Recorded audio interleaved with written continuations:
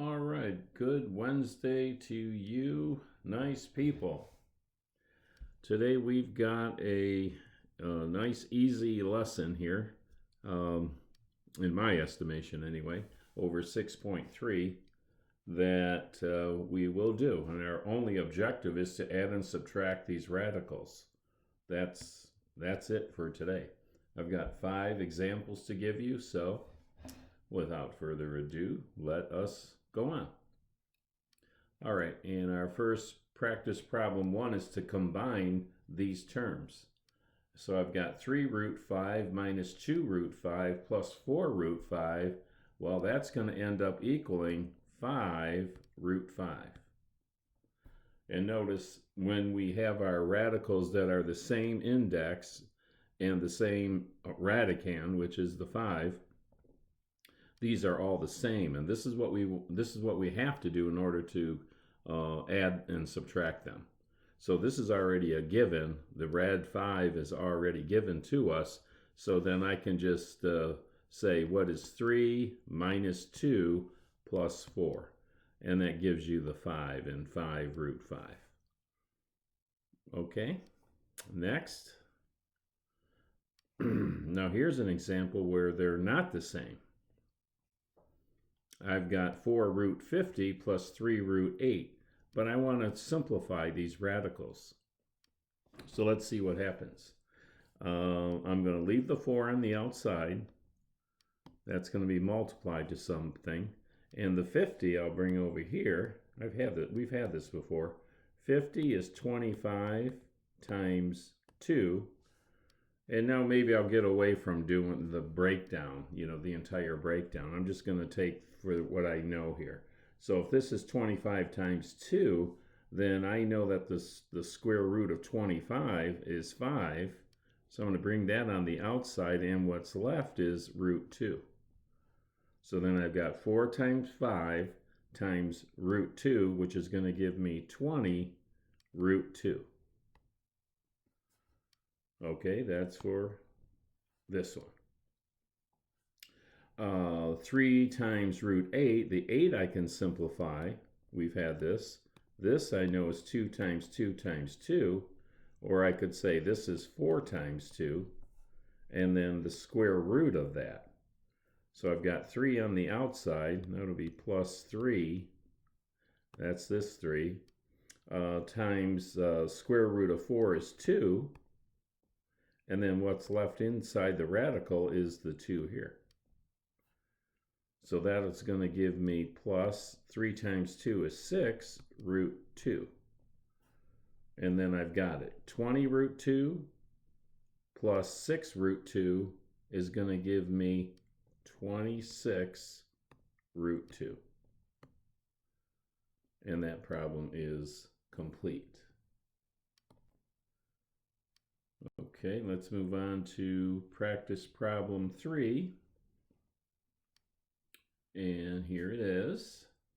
Just a matter of simplifying it, and then our roots are going to be, or our radicands are going to be the same. All right, so here I've got 18. 18 is going to be what? 9 times 2. 9 times 2. And then I can say, what's the square root of 9 times 2? Well, the square root of 9 times 2 would be 3. And the 3 comes on the outside. And then what's left on the inside is the 2. Okay, then I've got x squared. The square root of x squared is x. That comes outside. And then the y is going to stay on the inside. So I got 3x times 2y. So that must mean this 50, square root of 50y is going to be the same thing. And we just did 50, right? We said 50 was 25 times 2. Okay, and then the square root of 25 times 2, the square root of 25 is 5. That's going to come on the outside. And then notice I have that 3x here, so I'm going to bring that down too. 3x times 5 with that minus sign. And then here's my 5, and then I have left is the square root of 2, and the y stays inside as well. So let's see, I've got 3x times root 2y minus 15x root 2y. And that means this is going to end up giving me an answer of 2 minus 15 is negative 13 x root 2y.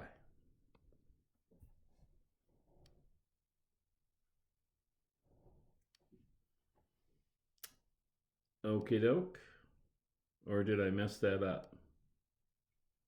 Square root of 9 is 3. That came on the outside. 3x minus 15x. I think I got that right. Okay. Well, no, I take that back. I forgot to put a 4 in front of this right here. So I'm going to do this in a different color. How about yellow? There should be a 4 here. So the way I did the problem was correct with the negative 13x. But if you're checking the answers, following along, you'll see that the answer they have is different than negative 13x. And that's because there's really a 4 here that I forgot to put down. So that would just simply mean 4 times 3x, which is 12x, minus the 15x. That would give you the negative 3x root 2y. So that's the explanation for it. Okay? Next. They're getting bigger here. So now I've got the third root here of these terms here. So let's see, I've got 2 times the third root of 27. Well, 27 could break down to be 3 times 3 times 3.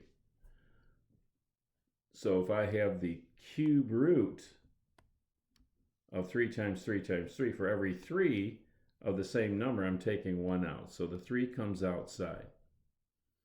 Okay, and then it looks like I'm going to have my square root symbol here. A squared, well, I can't take 3 out. There's only 2 of them, so that remains inside. And then b to the 4th. Well, for every 3, I take 1 out. So I'm going to take out a b and leave a b. So remember, this is a cube number here. So b cubed times b is b to the 4th. All right, so I'm good with that part so far. And then I'm going to add this. And I've got 3b times, let's see, the cube root of 125 is 5. So the 5 comes out. And then inside here, remember this is a index of 3. And then a squared stays inside, and so does the b. All right, so here I've got 2 times 3b is 6b times the cube root of a squared b plus 5 times 3b is 15b times the cube root of a squared b. So that's just going to end up equaling 6b plus 15b is 21b cube root of a squared b. And that is number 4. My gosh. And how about number 5? Number 5, practice problem 5. Oh, these are getting easier, aren't they? Get our denominators to be the same. So I'm going to multiply top and bottom to the 3 of square root of 5. That'll get my denominators to be the same until, when I multiply this square root of 5 on the other side times 3, top and bottom. So let's see, that's going to give me 3 root 5. That's my denominator. And then up top, I'm going to have square root of 5 times square root of 5 is 5 plus 1 times 3 is 3. And 5 plus 3 is 8. Okay, so but what is that but going to refer to?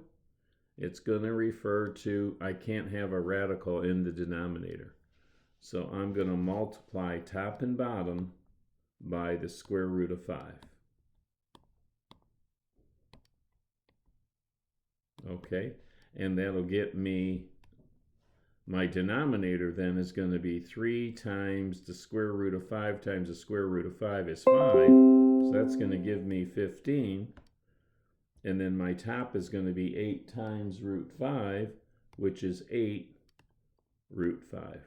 I can't simplify the 8 over the 15, or I would. But we can't, so I'm going to leave it at that. And that's my solution for that problem. Okay, that's that. Remember, you can practice the examples. If you write down the examples and then do them, and then just come back to see if you got the answer right. That's kind of a neat way of doing it. Concentrate on writing your answers down, or your problem down properly, unlike yours truly, who forgot to write the 4 for practice problem 3.